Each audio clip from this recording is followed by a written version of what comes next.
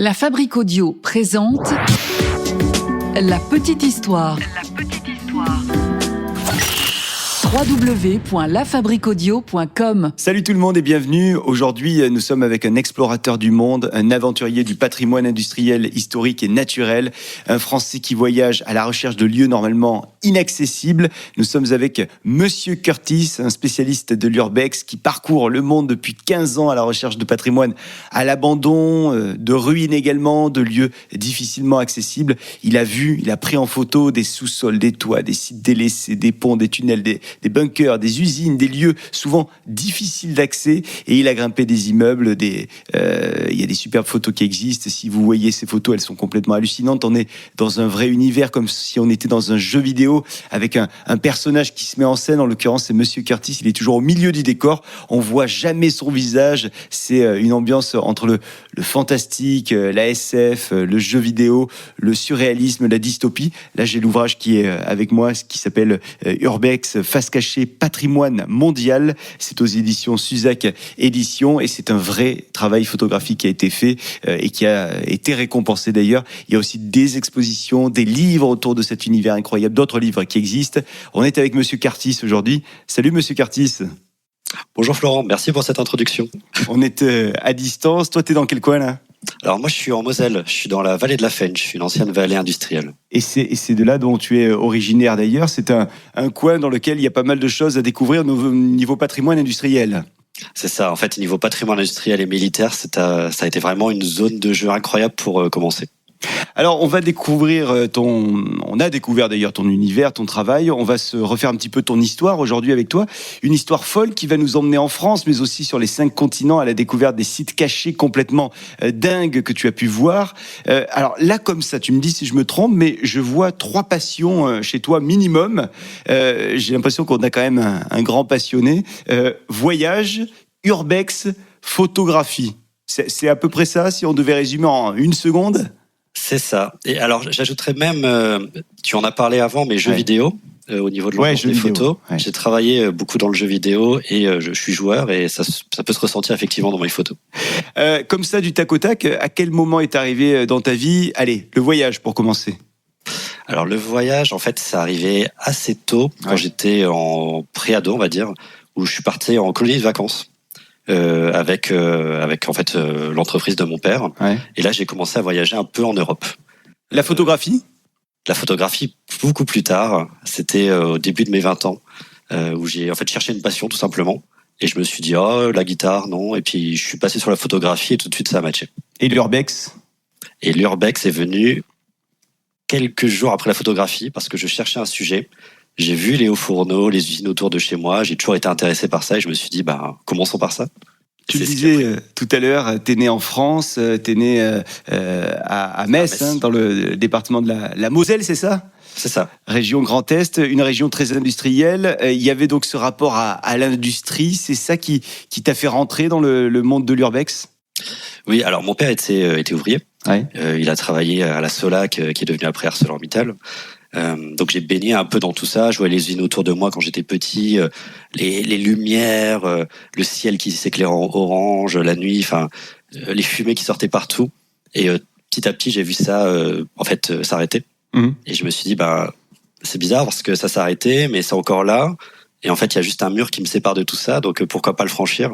Et en fait, c'est tout cette vie à l'intérieur de ce bassin industriel qui m'a fait me dire, testons ça, quoi. Très jeune, tu avais une idée en tête également, voyager sans dépenser d'argent. Ça, c'était ton truc, un peu ton leitmotiv.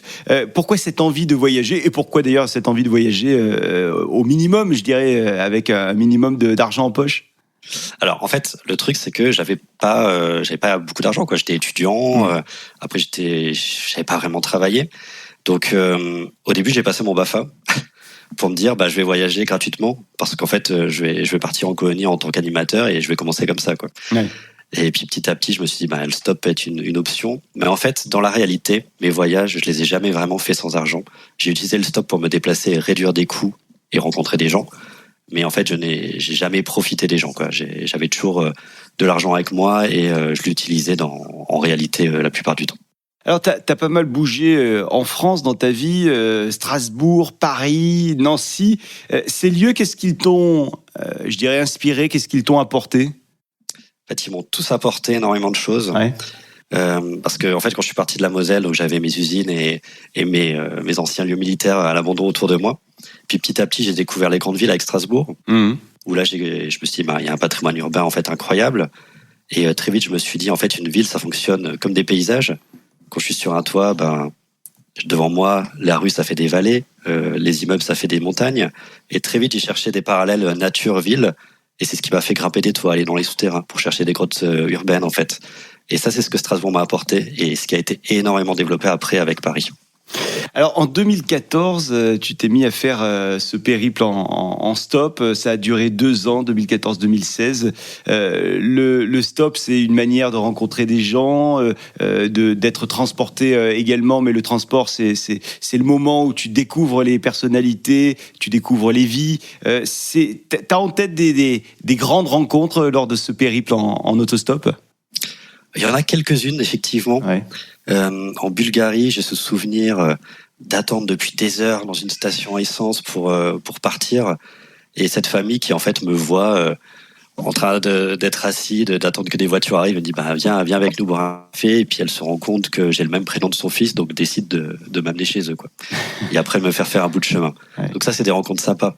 Et en fait, il y en a eu énormément des rencontres comme ça. Il y en a eu des un peu moins sympas aussi. Mais Par souvent, exemple, c'est parce que j'ai pas fait confiance à mon instinct. Ouais. En fait, l'instinct, je trouve, est fou parce qu'il nous dit vraiment là, il y a quelque chose qui va pas. Et effectivement, une fois, j'ai senti ce truc-là en Australie. Et petit à petit, je voyais qu'en fait, il s'intéressait beaucoup à ce que j'avais comme matériel. Et j'ai réussi à retourner la conversation en disant si vous voulez, je peux vous apprendre des mots pour draguer. Enfin, genre, je voyais que c'était des hommes très portés sur les femmes et tout. Donc je me suis dit je peux vous apprendre des mots pour draguer en français. Donc j'ai essayé à retourner les choses comme ça. Et puis petit à petit, ils m'ont trouvé sympa, quoi. Donc à chaque fois, il y a énormément d'adaptations en fonction des personnes. J'ai eu aussi des fois des gens qui m'ont montré leurs armes aux États-Unis, qui m'ont dit qu'est-ce que tu fais si maintenant je te mets le pistolet sur ta tête. Enfin, Ah ouais. donc moi je leur répondais qu'est-ce que tu fais maintenant si je prends ton pistolet et que je te le mets sur la tête vu que tu m'as montré où il est. Donc il rigolait et puis il fermait sa boîte à gants, quoi. Ah ouais. Donc je trouvais que c'était beaucoup d'adaptation, mais en vrai ces situations-là elles sont minimes, quoi. C'est 3 situations sur 2 ans de stop, quoi. France, Italie, Slovénie, Croatie, Serbie, Bulgarie, Roumanie, Hongrie, Slovaquie, Pologne, Lituanie, Lettonie, Estonie, Russie, Corée du Sud, Japon, Hong Kong, Chine, Népal, Inde, Thaïlande, Cambodge, Birmanie, Malaisie, Singapour, Indonésie, Australie, Nouvelle-Zélande, Chili, Argentine, Bolivie, Pérou, États-Unis, Canada, Ukraine, tout ça en stop. Il y a des endroits où c'est plus facile de faire le stop et d'autres endroits où c'est moins facile. Alors déjà bravo pour cet enchaînement. On aurait dit un rappeur. Pas facile, c'est ça. La Chine, c'était vraiment le plus compliqué. Ça a été le plus compliqué parce que je pense que c'était pas culturel. Énormément de notions d'argent. Ils comprenaient pas pourquoi en fait un étranger avait besoin voulait être conduit quelque part sans argent. Voilà, c'était vraiment le plus difficile. Et après, il y en a eu des très faciles aussi, comme la Nouvelle-Zélande, où des fois, j'avais même pas le temps de lever le pouce que les gens s'arrêtaient. Ah oui. Mais la Chine était vraiment le plus compliqué. Et après, j'ajouterais l'Inde aussi. L'Inde, parce qu'il y avait énormément d'attroupements qui se faisaient autour de moi rapidement. Donc, en fait, souvent, je devais partir de la zone pour en chercher une nouvelle. Il n'y a eu aucune planification à partir d'un moment de ton voyage, c'est à partir de la Russie. Ça s'est fait après, j'allais dire, en freestyle. Exactement. En fait, j'avais mon visa pour la Russie. Ouais. Donc, j'avais plus ou moins un mois et demi en Europe. Donc, je savais que j'allais aller en Bulgarie parce qu'un lieu m'intéressait. Ouais. Et après, je ne savais pas. Je pensais aller en Ukraine, finalement. Je ne suis pas allé. Je suis passé par les pays baltes. Je suis arrivé en Russie. Et puis là, au lac Baïkal, je me suis dit, je vais aller en Mongolie. Puis en fait, je fais, non, si je continue, là, il y a peut-être la Corée du Sud en bateau stop, quoi. Donc, je suis allé là-bas. Et puis, en fait, à partir de là, vraiment rien n'a été ce que j'avais imaginé, quoi. Ça a été, je me suis fait porter par les voitures sur des endroits. Les pays se sont mis devant moi petit à petit. Et vraiment zéro planification. Alors, pendant tout ton tour du monde, tu as vu des sites fous en urbex. Comment tu choisis déjà un site en urbex ? Est-ce que tu en entends parler et tu y vas ? Est-ce que, je ne sais pas, il y a des clubs entre vous et vous donnez les bons plans ? Comment tu fais pour décider, tiens, cet endroit-là, j'ai envie d'y aller, je vais y aller ? Alors, il y a plusieurs solutions. La première, c'est effectivement des lieux que j'ai pu voir sur Internet. Ouais. Donc là, il y a tout un travail de recherche parce que souvent, les lieux, en fait, on n'a pas les adresses. Donc il faut les chercher par soi-même. Donc là, c'est le plus simple, entre guillemets. Après, il peut y avoir aussi des amis qui me donnent des lieux, mais c'est plus rare, ça dépend des pays où je vais. Okay. Ensuite, il y a la recherche sur Google Maps. Alors là, c'est des heures et j'adore ça. Si je me balade en vue satellite et je regarde ce qu'il y a autour des routes jusqu'à trouver quelque chose qui ressemble à une friche. Okay. Et des fois, c'est bien, des fois, c'est pas bien.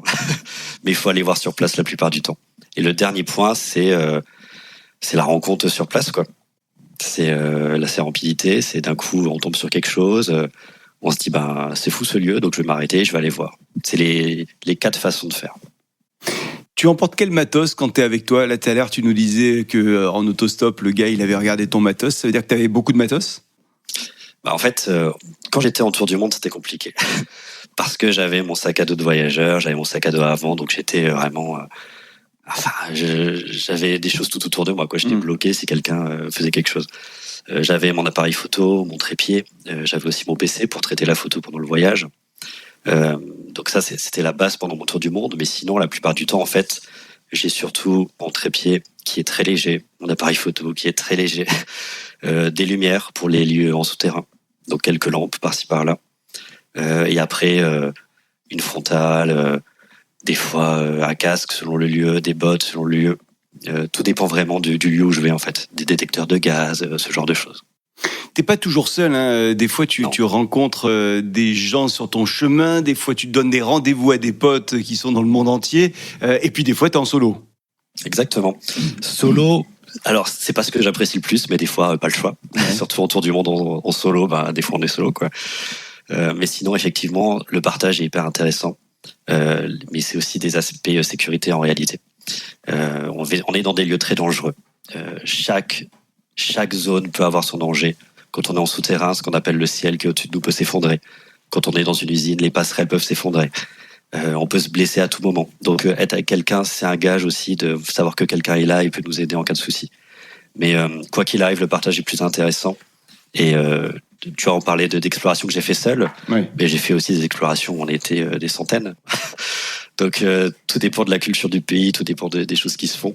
J'ai vraiment tout vu, quoi. Dans les explorations, vous étiez des centaines, tu penses quoi, notamment à l'Australie, je crois, où il y a... Ouais, notamment. Ouais. En fait, en Australie, il y a un groupe qui s'appelle le Cave Clan, ouais. Qui est un groupe qui s'est fondé dans les années 90, où des gens en fait se sont baladés dans les systèmes de drainage qui permettent de récupérer les eaux de pluie. Donc c'est des tunnels en fait. Ça c'est notamment du côté de Sydney, Melbourne, hein, c'est là où t'es allé. Melbourne, Brisbane, Adelaide, partout en vrai. Ouais. Alors, l'Australie a énormément de problèmes de pluie. Donc ils ont énormément de systèmes de drainage. Et en fait, les gens ont commencé à mettre des noms dedans. Puis d'un coup, les gens ont répondu avec d'autres noms en disant contacte-nous. Puis en fait, d'un coup, ils se sont rendus compte qu'énormément de gens faisaient ça. Ils ont créé ce groupe. Et puis aujourd'hui, c'est des centaines de personnes qui font ça. Et en fait, il y a plusieurs fêtes qui s'organisent chaque année. Ouais. Et ces moments-là, c'est des moments où on explore tous ensemble et on se réunit à un moment donné pour partager nos découvertes. Il y a des awards qui sont remis pour le plus beau drain découvert, la plus belle photo, ce genre de choses. C'est des moments de partage assez intéressants et une expérience assez unique. Il y a énormément de fêtes comme ça à travers le monde, mais en Australie, c'est vraiment particulier.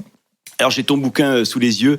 Je le dis, moi j'ai reçu ton ouvrage et je l'ai dévoré. Vraiment, il m'a énormément plu. D'ailleurs, il trône dans mon salon depuis. Et chaque fois qu'il y a quelqu'un qui vient chez moi, je lui montre ton ouvrage parce que un, il y a une histoire. Deux, il y a des photos qui sont incroyables. Et je dois dire que c'est peut-être le premier ouvrage qui m'a donné le vertige. Il y a des photos. On est sur des toits et on est notamment aussi sur des ponts suspendus. Je pense à San Francisco, je pense également à New York. Et voilà, on a l'impression que tu pourrais tomber éventuellement d'une seconde à l'autre. Toi, il y a des endroits qui t'ont vraiment fait flipper quand t'es parti sur ces ponts, sur ces hauteurs, sur ces toits. Alors bizarrement, c'est pas les endroits les plus hauts qui m'ont fait flipper. Ce qui m'a fait le plus peur, c'était les toits de Saint-Pétersbourg. Pourquoi ? Alors en fait, les toits de Saint-Pétersbourg sont assez intéressants parce qu'ils sont comme ceux de Paris, Ils sont reliés. Donc on peut avancer sur des dizaines, centaines de mètres sur un réseau de toits, donc c'est hyper intéressant pour se promener en ville. Les toits de Paris, c'est pareil, ils sont reliés. Ouais. Oui, en fait, quand on est dans des quartiers, on voit il y a juste à regarder Google Maps. En fait, on voit, il y a des gros pâtés de maisons qui sont reliés entre eux. Enfin, c'est hyper intéressant. Donc, on peut vraiment se balader pendant des fois 1 heure entière sur les toits de Paris. Et c'est pareil à Saint-Pétersbourg. Donc, je trouvais ça top d'avoir ce parallèle. Mais en fait, les toits de Saint-Pétersbourg, c'est pas la même chose que Paris. À Paris, on n'a pas les systèmes d'électricité en haut. Là-bas, les câbles électriques passent en haut. Les antennes sont pas très bien entretenues. Et des fois, il faut s'accrocher à des choses qui sont pas top, quoi, pour passer. Donc, j'étais pas serein. Heureusement, j'étais bien accompagné. Donc, bien accompagné, c'est quoi? En fait, j'avais des copains russes qui m'ont aidé sur place. J'avais rencontré des Russes à l'époque à Paris quand j'explorais les catacombes. On y reviendra peut-être dessus, mais en tout cas, voilà, j'en avais rencontré. Et quand je suis allé en Russie, du coup, ils m'ont rendu l'appareil et j'ai pu découvrir une partie de la Russie avec eux. Mais les toits dont tu parles, comme Hong Kong, comme les ponts à San Francisco, en fait, là, c'était vraiment un sentiment fou, mais aucune peur. Enfin, j'étais en sécurité à chaque fois. Ça peut paraître compliqué, mais en fait, c'est souvent des chemins utilisés par les ouvriers pour rénover, Enfin, il y a des chemins d'hommes, en fait. Donc, c'est moins... Il y a le vertige, mais c'est pas aussi dangereux qu'il y paraît. Alors, j'ai ton livre sous les yeux. Celles et ceux qui nous regardent en vidéo peuvent le voir également. On va montrer des photos parce qu'elles sont complètement dingues, ces photos. J'ai noté des endroits, des pages qui m'ont vraiment intéressé, qui m'ont percuté, qui m'ont donné le vertige. On va regarder ces pages ensemble, si tu le veux bien.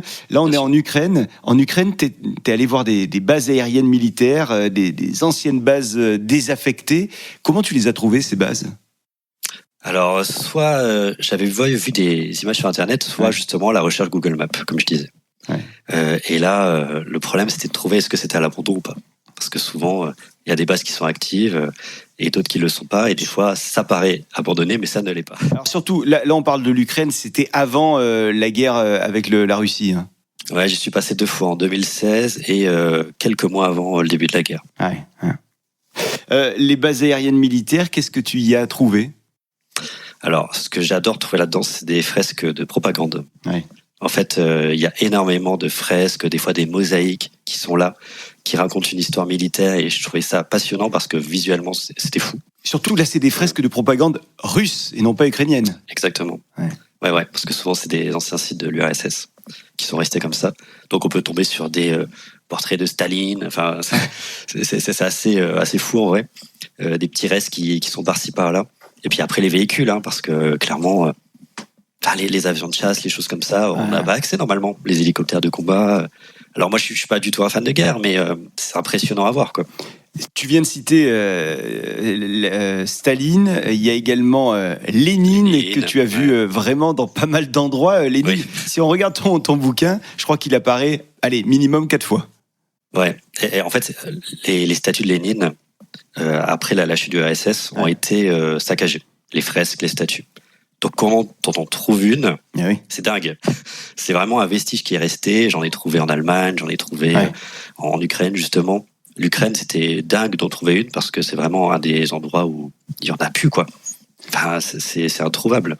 Et en trouver une en si bon état, cachée dans une pièce, c'était dingue. Moi, ce que j'ai adoré dans ton périple ukrainien, c'est quand tu rentres dans un palais qui a une salle qui est magnifique, c'est une salle de bal. Là, effectivement, il y a la statue de Lénine qui trône, je crois, dans la salle de bal. C'est 2 lieux différents. C'est 2 lieux différents, c'est la salle de bal, effectivement, était très impressionnante, perdue au milieu d'une ville, complètement... decay, comme on dit, enfin ça tombe un peu de partout, les peintures, le plafond, enfin c'était fou. Et la statue de Lénine, en fait, c'était dans une ancienne maison de la culture. Ah oui, d'accord. Qui, je pense, aujourd'hui est détruite malheureusement à cause de la guerre. Mais en fait, c'était caché dans une maison de la culture qui était en partie abandonnée, en partie active. Il y a également une ancienne salle de théâtre. C'est marrant parce que là, on se replonge un petit peu dans tous les films de guerre et on imagine tous ces soldats qui sont là en train de s'amuser ou d'écouter un discours. Ouais, alors je pense que c'était plus culturel pour le coup que discours. Mais ça pouvait potentiellement être ça, mais c'était vraiment ça faisait partie des maisons de la culture, justement. Il y a aussi je pense qu'on était plus sur l'aspect culturel. Il y a une station radar qui est vraiment impressionnante dans ce que tu as pu voir. C'était quoi cette station radar d'après toi ? Alors en fait, c'était un ancien projet de l'URSS secret pour capter les communications de l'OTAN. C'est perdu au milieu de nulle part dans les Carpates. Pour y aller, on a mis des heures de voiture déjà, parce que les routes, c'était des trous immenses partout, mais des trous de 40-50 cm de profondeur. Hein. Donc, fallait passer avec notre voiture qui n'était pas un 4x4. Ensuite, on était bloqué par des guets. Il fallait marcher. Et là, on a marché dans la nuit pendant des heures avec les loups, les ours potentiellement qui étaient dans le coin pour arriver sur ces sphères immenses, perdues au milieu de nulle part, au sommet d'une montagne, avec à l'intérieur un vestige d'un ancien radar qui permettait de capter tout ça, qui est le seul vestige de radar de cette zone. On change d'ambiance, si tu le veux bien, direction. En présent, les États-Unis, on va à San Francisco précisément, où le métal règne en maître. On a notamment ces ponts métalliques qui t'ont attiré. Tu as voulu aller marcher sur les poutres métalliques des ponts. Et là, ça fait partie des photos, moi, qui m'ont donné le vertige. On te voit sur l'une de ces poutres, c'est très, très haut. Je sais pas, t'es à quoi ? À 100 mètres, à 50 mètres ? Ouais, ça même plus des fois. Même plus, ouais. En fait, quand je suis arrivé aux États-Unis, j'ai réfléchi, je me suis dit, qu'est-ce qui m'intéresse aux États-Unis ? Et en fait, j'ai repensé à tous ces ponts que je voyais dans les films et tout. Je me disais, mais en fait, il y en a partout aux États-Unis. Et je me suis dit, j'ai vraiment envie de grimper ça, voir c'est quoi l'architecture en haut, qu'est-ce qui est caché justement quand on monte et voir la ville autrement. Donc j'ai commencé à San Francisco. Des fois, des ponts suspendus en passant par les câbles, des fois en grimpant directement les tabliers. Enfin, c'est très dangereux. Vraiment, je le recommande à personne. T'es même pas attaché, évidemment, quand tu pars là-dessus. Non, je suis pas attaché. Alors, si j'étais attaché sur un qui nécessitait d'être attaché pour un passage, mais sinon, effectivement, je suis pas attaché. Mais en fait, ce qu'il faut savoir, c'est que ça fait 15 ans que je fais ça aujourd'hui, et je me suis toujours entouré de gens qui connaissaient leur domaine. Quand j'ai fait des souterrains, des toits, des ponts, j'ai toujours été avec des gens qui avaient déjà fait ça, qui connaissaient très bien, pour apprendre en fait de ces personnes qui avaient énormément de connaissances et pas faire des erreurs. Parce que c'est le problème, c'est souvent on peut faire des erreurs parce qu'on connaît pas. Et même quand on connaît, on peut en faire. Mais les ponts, effectivement, c'est très dangereux, c'est très impressionnant. Mais aux États-Unis, c'est dingue, quoi. Enfin, petite anecdote à New York, si tu veux, mais il y avait mon dernier soir aux États-Unis, je me suis dit, mince, je suis à New York, j'ai pas grimpé de pont à New York, quoi. J'adore cette anecdote. Je prends le métro, je me dis, bah voilà, de toute façon, il fonctionne 24 heures sur 24 le métro, donc on va le prendre. Je me rends sur le Manhattan Bridge, puis là, je suis sur la passerelle, personne autour de moi, je commence à grimper. Donc je passe par vraiment les piliers, je grimpe une caméra, je me dis, bon, mais déjà il y a des copains qui m'avaient dit qu'elle fonctionnait pas trop, qu'il n'y avait pas trop de gens derrière, donc je grimpe. J'arrive au premier tablier, je me dis, allez, il y a une échelle maintenant, je la prends. Et là, j'arrive quasiment au bout, et je vois un hélicoptère. Et mes amis m'avaient dit, les hélicoptères ont des caméras thermiques. Donc si ils te voient, c'est fini, ils vont couper la circulation, tu vas avoir une amende de centaines de milliers de dollars, et ça va être très compliqué. Et il n'y avait pas que l'hélicoptère en plus. Oui, parce que juste après, je vois le bateau. Donc là, je commence à trouver un endroit où me cacher dans le métal, et je suis resté là pendant une bonne demi-heure à pas bouger, à attendre. Puis j'ai jeté d'un coup un coup d'œil, je vois que la circulation continue, je vois qu'il n'y a pas d'hélicoptère, plus de bateau, et puis là, trop d'adrénaline, enfin trop de stress. Je suis descendu, je suis pas été faire de photos, je suis descendu directement et je suis rentré. Donc c'était mon dernier jour aux États-Unis, mon petit fail de fin. Mais c'est une réussite parce que même si t'es pas allé tout en haut, tu y es allé, quoi. Bah oui, après j'aurais voulu profiter de la vue un peu plus, quoi, un peu plus sereinement. Mais faut dire que quand tu te balades comme ça, quand tu fais tes expéditions, explorations, tu es toujours vêtu d'une certaine manière, en noir, j'imagine, pour ne pas être trop vu, et puis avec une cagoule également. Hein, on voit pas ton visage. Oh, c'est pas une cagoule, c'est une capuche, oui. J'ai une capuche et puis un cache-cou, en fait. Ce qui me permet d'éviter, s'il y a des caméras, d'être trop reconnu. Mais surtout, au niveau des photos, en fait, c'est ce qui permet d'avoir un personnage pas reconnaissable, qui peut être n'importe qui est juste cette silhouette qui apparaît dans les photos et qui donne une dimension plus artistique ou qui permet de donner l'échelle du lieu, en fait. Et c'est là où on est dans l'univers un petit peu des jeux vidéo que tu affectionnes. Il y a également toujours aux États-Unis, à San Francisco, il y a une trappe que tu as pu découvrir. C'est dans un parking. Il y a un ancien silo à missiles sous cette trappe. Voilà. Encore une fois, j'aimerais savoir comment tu as eu le vent qu'il y avait une trappe avec un ancien silo à missiles. Enfin, c'est fou, quoi. En fait, je savais qu'il y avait énormément de systèmes de silos à San Francisco. Et j'étais avec un copain français qui habite à San Francisco, qui fait aussi de l'exploration urbaine. Et en fait, on a repéré des collines et puis il m'a dit, bah là, je pense que c'est intéressant d'y aller. Il doit y avoir quelque chose, quoi. Puis en fait, on est allé sur le parking et puis on a regardé. Puis d'un coup, on est tombé sur cette trappe au milieu de nulle part qu'on a réussi à ouvrir sans casser, évidemment, parce que c'est important pour moi de jamais casser pour rentrer dans un lieu. Et en fait, en tombant dedans, on s'est dit, bah ouais, en fait, c'est une partie de silo. Donc c'était pas les silos les plus immenses qu'on trouve, mais c'était un petit silo qui était assez intéressant, un beau vestige.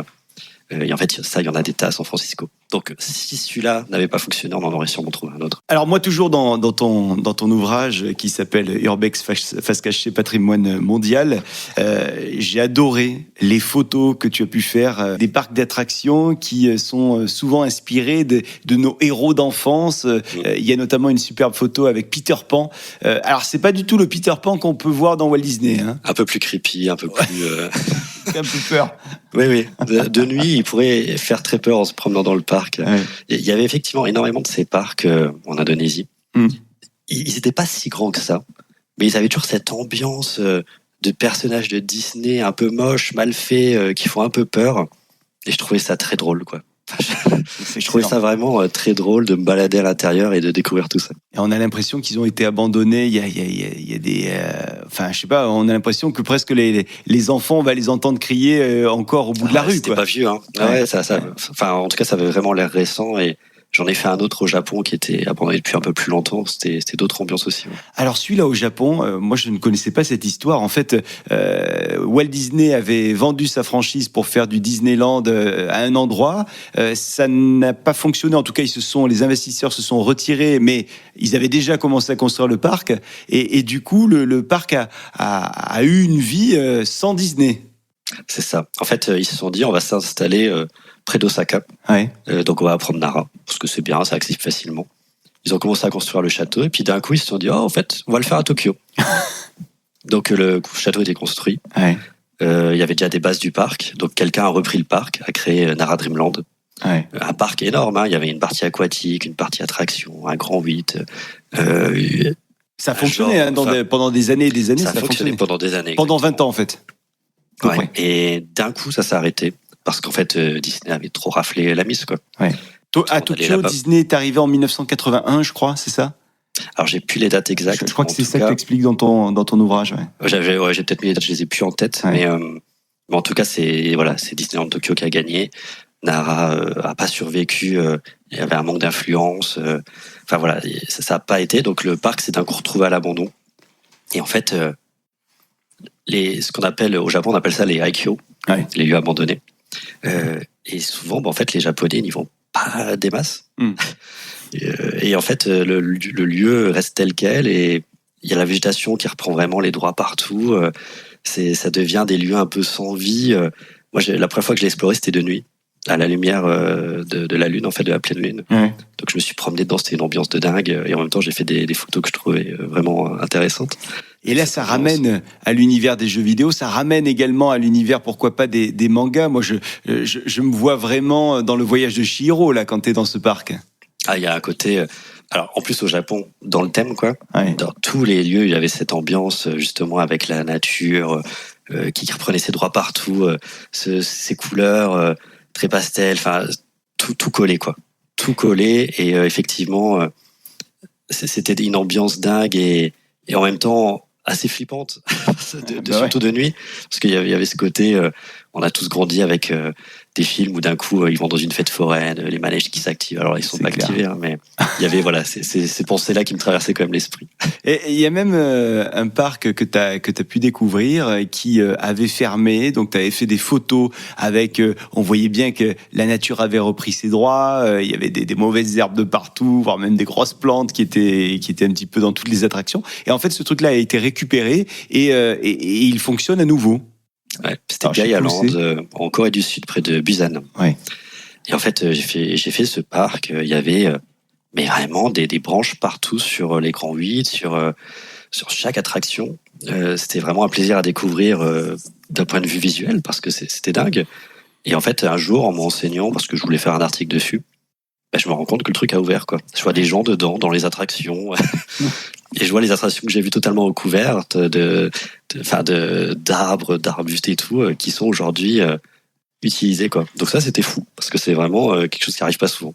Sur l'île de Bali, t'es allé dans un hôtel, mais c'était pas un hôtel 5 étoiles. En tout cas, ça aurait pu l'être, mais ça l'était plus. C'était un hôtel qui, en fait, n'a jamais ouvert.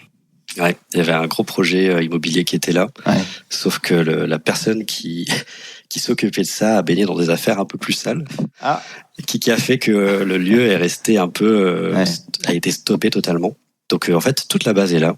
On a le hall, on a une vue sur des rizières, on est vraiment au milieu de la nature, un peu une zone un peu montagneuse, quoi. Donc on a cette vue incroyable, 5 étoiles pour le coup, mais rien dedans. Tout est vide, quelques statues par-ci, quelques décorations par-là, et le projet a jamais repris. Le lieu est vraiment un vaisseau fantôme au milieu de Bali parce qu'il est vraiment au centre de Bali, quoi.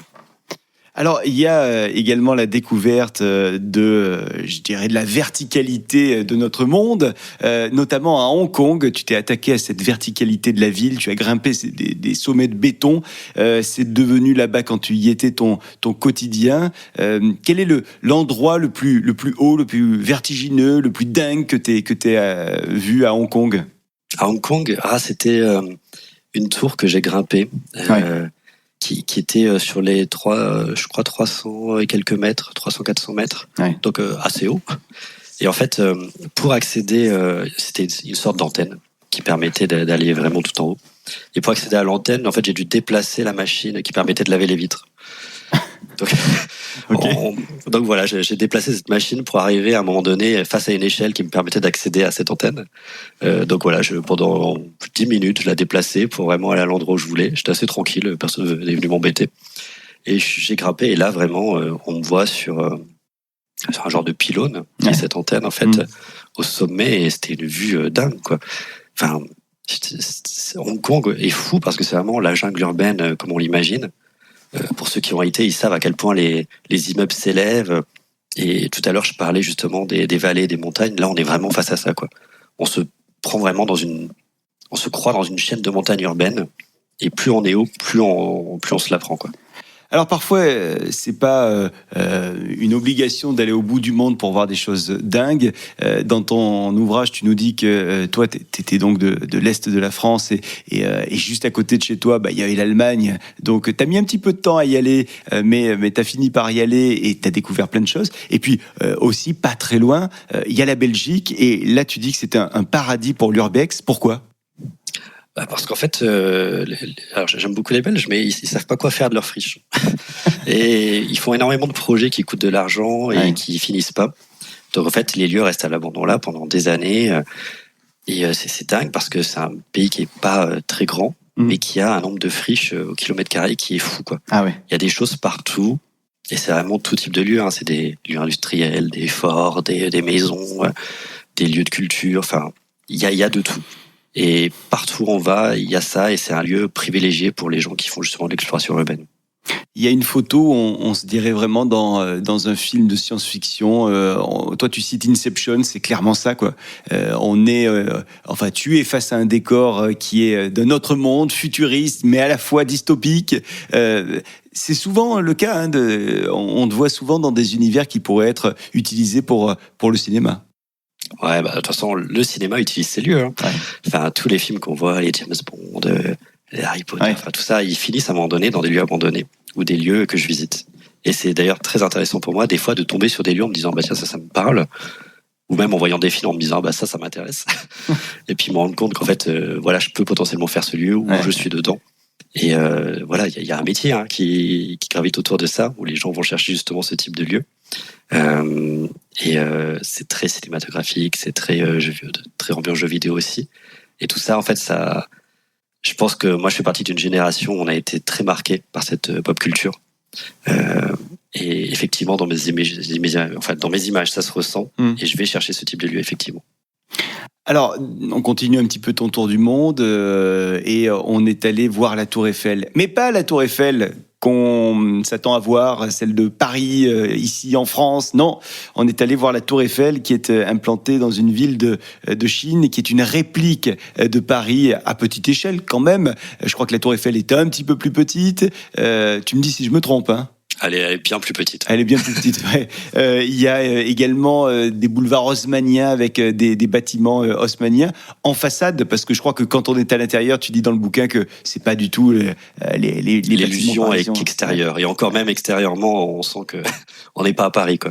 Mais ça doit être, je sais pas comment l'exprimer, mais un peu glauque presque d'être dans un faux quelque chose, dans un faux Paris. Alors moi, ça m'a pas choqué parce que j'avais fait Las Vegas avant. Ouais. Et il y avait ce faux Venise, et même, j'en parle un peu dans le livre, mais à Las Vegas, tout est reconstitué pour ressembler à une ville, mais tout est cheap, en fait. Mais c'est Donc, presque du spectacle, Vegas. ça. Alors que là, la Chine, est-ce que c'est vraiment du spectacle? Un peu quand même. Ah Parce ouais. qu'en fait, le truc, c'est qu'en Chine, ils s'intéressent beaucoup à l'architecture à travers le monde. Et Ouais. ils vont aller chercher des architectures un peu partout et essayer de faire des villes ou des quartiers entiers avec ce thème. Là, il y avait le thème de Paris. C'est un lieu qui a bidé, en fait. Personne n'a voulu venir là. Ça a été à l'abandon pendant longtemps. Enfin, à l'abandon. Quelques personnes habitaient dedans. Moi, c'était le cas quand je suis arrivé. En fait, j'avais vu passer un article de journal je sais plus si c'était un site américain, enfin, où j'avais parlé de ce faux Paris. Je me suis dit, je vais aller voir. Et quand je suis allé, je me suis dit, ah oui, en fait, c'est vraiment mal fait.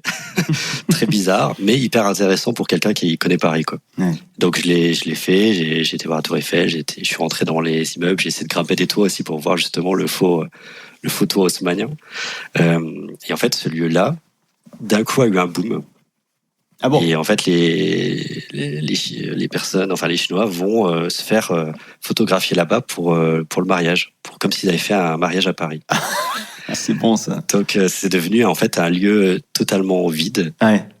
un lieu hyper touristique. Aujourd'hui, la Tour Eiffel que j'ai pris en photo, qui est entourée de champs, parce qu'elle venait d'être construite, personne n'y allait, donc les mecs se sont dit, moi, je vais faire un champ autour, quoi. Aujourd'hui, c'est plus ça. Aujourd'hui, c'est un lieu hyper touristique où les gens viennent se faire prendre en photo en tenue de mariage de partout en Chine, quoi. Toi, t'aurais bien aimé grimper cette tour Eiffel, sauf qu'il y avait un gardien qui était là et qui était sur le qui-vive quand même. Ouais, alors c'est tout le. Enfin, c'est complètement dingue d'être dans ce lieu à l'abandon où il y avait absolument personne à part 2-3 mecs qui habitaient là. Mais à la Tour Eiffel, il y avait un mec assis sur une chaise qui restait là toute la journée, quoi. Et ça, c'était dingue. Vraiment, j'ai connu beaucoup de systèmes de sécurité partout à travers le monde, mais le mec assis avec sa chaise sous la Tour Eiffel, ça, j'avais pas connu. Et c'est j'ai essayé de l'aller le voir, hein, de lui dire, voilà, je vais bien monter. Il a pas voulu. Non, et puis il voulait pas discuter. Si tu le veux bien, on part en Espagne, on arrive à Barcelone. Là, tu racontes dans ton ouvrage que Barcelone, c'est incroyable parce qu'il y a une ville sous la ville. C'est-à-dire qu'il y a vraiment les mêmes avenues quasiment sous la ville, en souterrain. Il y a des drains également à Barcelone qui sont assez impressionnants et assez énormes. Je crois que là-bas, c'est un moment où tu t'es retrouvé avec plein de potes du monde entier là, qui sont venus, où vous êtes fait un gros rendez-vous international. C'est ça, il y a quelques rendez-vous à travers le monde, entre communautés qui se connaissent bien, qui permet de se retrouver une à 2 fois par an.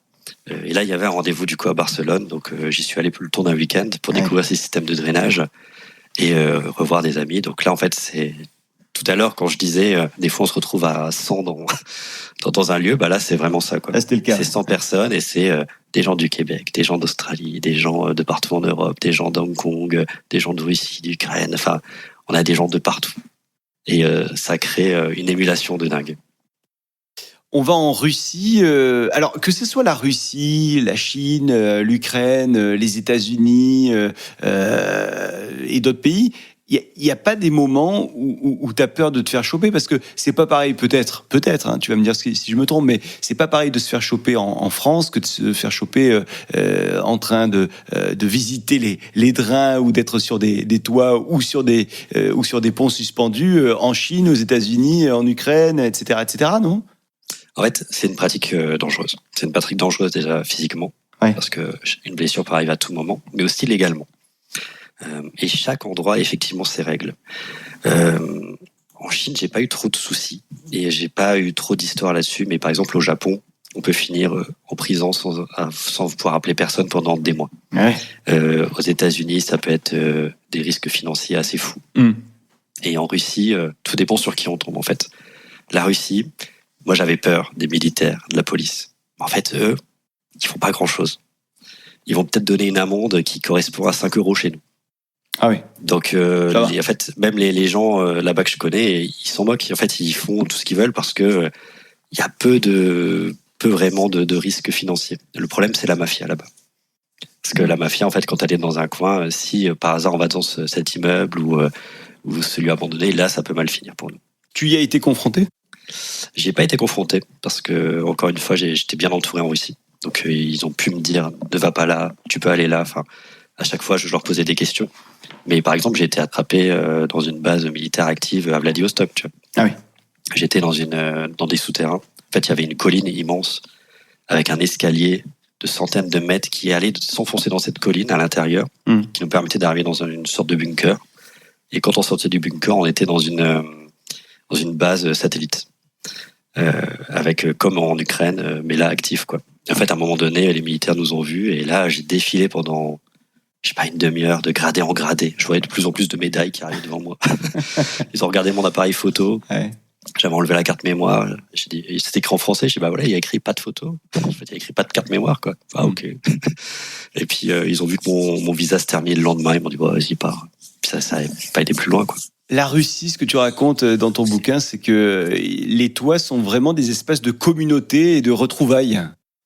Ouais. En fait, la Russie a su créer un truc autour des toits, où des communautés entières se réunissent. Et moi, quand je suis arrivé à Moscou, notamment, on m'a emmené sur un toit. Et là, ils ont commencé à mettre des stories sur Instagram. C'était le tout début d'Instagram. Et en fait, tous leurs amis sont venus petit à petit. On est parti de 3 à 50. Ah oui. Où les gens arrivaient de tous les côtés par des toits pour venir voir le Français qui était là, qui explorait les toits. Et puis en fait, toute ma période à Moscou, qui a duré 5-6 jours, j'étais entouré de gens qui me montraient les différents toits de la ville. Et à chaque fois, d'autres personnes nous rejoignaient. Donc c'était un aspect très social. Les gens ensuite se retrouvaient là à manger ensemble. Enfin, ils sont encore le cas aujourd'hui. Hein. Voilà, il y a cet aspect d'exploration urbaine assez culturelle là-bas et énormément dans le partage et dans l'amitié en fait, qui fait que les gens se réunissent et juste passent des bons moments ensemble, plus que monter sur un toit au final, quoi. Dans ton livre, il y a une photo qui est très belle et qui me plaît beaucoup. On est en Amérique du Sud, en Bolivie. Il y a un train abandonné. Je crois qu'on est dans le désert. Ce train est rouillé. Ça fait des années et des années qu'il n'a pas roulé, visiblement. Il y en a beaucoup des trains et des gares abandonnées là-bas, en Bolivie ou au Chili également, par où tu es passé. Il y en a pas mal. En fait, il y avait énormément de mines qui étaient dans des plateaux assez hauts. Ouais. Où les lieux sont restés comme ça. Quand les gens sont partis, ils ont tout laissé à l'abandon, dont des fois les trains. Il y a le cimetière de Uyuni qui apparaît dans le livre, qui est un cimetière assez connu, qui peut être visité en vrai par beaucoup de gens. Quand on va au désert de sel d'Uyuni, souvent les tours opérateurs passent par là. Sauf que quand on y va, c'est blindé de monde, quoi. Il faut y aller à d'autres périodes pour éviter justement de voir ce monde. Mais en fait, il y en a partout à travers la Bolivie, sur les plateaux. Dans le désert autour du désert d'Uyuni, dans le désert d'Atacama au Chili. Ouais. Et tout ça, en fait, c'est tout le chemin des mines qui allait jusqu'à la côte, en fait. Ce qui est génial, en fait, dans ton ouvrage, c'est qu'on voit des sites qu'on n'aurait jamais vus nulle part. Et surtout, on voit des sites parfois touristiques qu'on a l'habitude de voir avec d'autres angles beaucoup plus, j'allais dire, utopiques, paradisiaques, et qu'on voit avec un autre angle. C'est le cas, par exemple, pour Ushuaia. Alors, souvent, Ushuaia, on voit le village et puis les grosses montagnes comme ça qui dominent ce village. C'est toujours assez impressionnant. Là, non, toi, tu as pris ce village, ok, les grosses montagnes qui sont derrière, ok, mais alors au milieu, en premier plan, tu as un bateau qui est échoué. Il était échoué depuis une épave, depuis un certain nombre de temps. Et ce qui est magnifique sur ce bateau, qui est en fer, c'est qu'il est bon. Il y a le fer qui est rouillé, mais il y a aussi des superbes dessins qui ont été faits, des graffitis qui ont été faits sur l'épave, et ces graphes sont magnifiques. Hein. Ouais, en fait, le truc, c'est que les lieux abandonnés, en vrai, il y a énormément de gens qui gravitent autour de ça. On s'en rend pas compte, mais il y a des gens qui viennent explorer comme moi. Il y a des gens qui viennent voler du fer. Il y a des gens qui viennent faire des graffitis. Il y a des gens qui viennent juste se balader. Enfin, en fait, les lieux qui paraissent assez paisibles sont au final assez visités, quoi. Et sur ce lieu-là, il y a effectivement un street artist qui était passé, qui avait fait un beau dessin dessus. Et en fait, je suis tombé dessus par hasard parce que je cherchais, comme beaucoup de gens qui arrivent à Ushuaia, à faire du bateau stop pour aller en Antarctique. Donc je suis resté quelques jours à arpenter le port pour trouver un bateau et finalement ça allait pas. J'étais proche de la période de Noël, les gens voulaient aller en famille. Petit à petit, je me suis dit, je vais quand même aller voir ce qu'il y a autour du port et je suis tombé sur ces quelques épaves de bateaux, dont celui-là, qui est effectivement très sympa à regarder, quoi. Si vous ne craignez pas le vertige, je vous conseille d'aller voir les photos en lien avec la Corée. Là, on te voit souvent sur des immeubles, on te voit souvent sur des ponts, on te voit au milieu de grands immeubles qui sont très impressionnants. Je ne sais pas combien il y a d'étages, mais c'est un truc de ouf. C'est assez futuriste ou dystopique. Il y a la photo la plus... Enfin, moi qui m'a vraiment presque perturbé, parce que c'est vrai qu'on a le vertige quand on la regarde, c'est cette photo à 300 mètres au-dessus de Busan avec un ensemble de tours à l'aspect futuriste. Là, t'es où concrètement ? Là, je suis dans le quartier des affaires de Busan. Ouais. Et en fait, j'ai vu ces tours là. Je me suis dit, elles vont haut ces tours, c'est bizarre. Je m'attendais pas à ce que ce soit si haut, quoi. Et en fait, ce quartier était très futuriste, très l'Asie moderne, quoi. Enfin, comme on voit à Shanghai, comme on peut le voir un peu à Tokyo, sur certains buildings. Et je m'attendais pas à voir cette vue-là d'en haut, par contre, qui est assez folle, parce qu'en fait, on est sur 3 immeubles qui se rejoignent, qui d'un coup, il y a une sphère en bas. C'est très vitré, donc il y a énormément de reflets. Et en fait, cet immeuble, j'ai eu de la chance d'y accéder assez facilement. Je suis rentré dedans, j'ai pris l'ascenseur, je suis monté, j'ai pris un escalier de secours, c'était ouvert, et je suis arrivé en haut, quoi. Très simplement. Vraiment. Et en regardant en bas, j'ai vu cette vue que je trouve incroyable et qui est effectivement très cinématographique, quoi. Enfin, on se croirait dans Tron, dans tout ce genre de film, quoi. Ouais. Très cinématographique également, le Portugal avec ses prisons et ses cliniques abandonnées. Là, on se dirait à un moment donné dans un épisode de Prison Break, t'es au milieu de la salle où on fait les 100 pas, quoi, en fait. Hein. Ouais, ça fait partie des types de lieux que j'ai déjà pu visiter. Des prisons, j'en avais fait pas mal. Celle-là était assez intéressante parce que on avait plein de passerelles qui se rejoignaient sur un point central et qui faisaient, il y avait comme une cage, un peu comme un ring de boxe. Enfin, c'était très bizarre. Et effectivement, là, on était dans un passé carcéral, donc qui est assez dur, hein, parce que on pouvait trouver des écrits, des graffitis sur les murs. Il y avait vraiment l'histoire des détenus qui arrivaient là. Il y avait, en France, j'étais tombé notamment sur un livret qui expliquait les droits des prisonniers. Ouais. Et en fait, je m'étais jamais posé la question de qu'est-ce que tu as le droit de faire en prison, qu'est-ce que tu n'as pas le droit de faire. Et en lisant ce livre, je me suis rendu compte à quel point tes droits étaient bloqués quand tu étais en prison, en fait, au-delà d'être juste bloqué entre 4 murs. Et tout ça, ça permet aussi de comprendre le quotidien de certains lieux. Et ça fait partie de l'exploration urbaine, c'est de comprendre des fois l'histoire des lieux, l'histoire des gens qui s'y trouvent. Et ça aussi, c'est hyper intéressant. Ton livre, il s'appelle Urbex, face cachée patrimoine mondial. Tu le dis bien, tu ne donnes pas l'endroit, la localisation exacte des parcours et des lieux, parce que sinon ça pourrait être dangereux. Donc voilà, tu respectes aussi l'intimité de ces lieux, quoi. Oui, en fait, c'est très important parce que, comme j'ai dit avant, il y a beaucoup de gens qui gravitent des fois autour de ces lieux, dont des ferrailleurs, dont des gens qui veulent dégrader ces lieux. Donc c'est important de les préserver. Néanmoins, je pense que c'est important de sensibiliser. Là, ce que j'ai voulu montrer, c'est justement la face cachée de tous les lieux devant lesquels on passe au quotidien. En fait, on s'en rend pas compte, mais tous les jours, on passe devant un immeuble, une usine, et on s'en rend pas compte parce qu'en fait, on passe tous les jours devant, ça fait partie du paysage, mais en fait, derrière, il y a des choses, il y a des bouts de patrimoine, et j'aimerais sensibiliser sur ça pour montrer, voilà, tout ça, ça se cache autour de chez vous, il y a des choses peut-être à sauver, à mettre en avant, et ça vaut le coup de s'intéresser à la face cachée de ces lieux. Il y a encore beaucoup de lieux que tu aimerais voir, toi ? Énormément. Énormément. J'ai des villes ensevelies dans le sable en Namibie. J'ai des antennes satellites perdues au milieu du Groenland. J'ai des copains qui ont fait aussi des bases de fusées à l'abandon au Kazakhstan. Enfin, il y a énormément de lieux qui sont fous à travers la planète. Certains sont en train de disparaître, mais d'autres vont être découverts. En fait, c'est infini l'urbex. C'est ça qui est cool. Et c'est quoi qui fait une bonne photo, selon toi, une bonne photo en urbex ? Après, je reste, mes photos, c'est pas à moi de les juger, mais je pense que c'est important selon le lieu, surtout la lumière. Ouais. En souterrain, par exemple, moi j'adore parce que là on crée la lumière soi-même. Chaque panneau LED ou bougie ou peu importe ce qu'on va utiliser doit être millimétré pour avoir vraiment la bonne luminosité. Et en fait, peu importe le lieu, c'est ça qui fait toute la différence. Quelle ambiance ça va donner, quel ton ça va donner.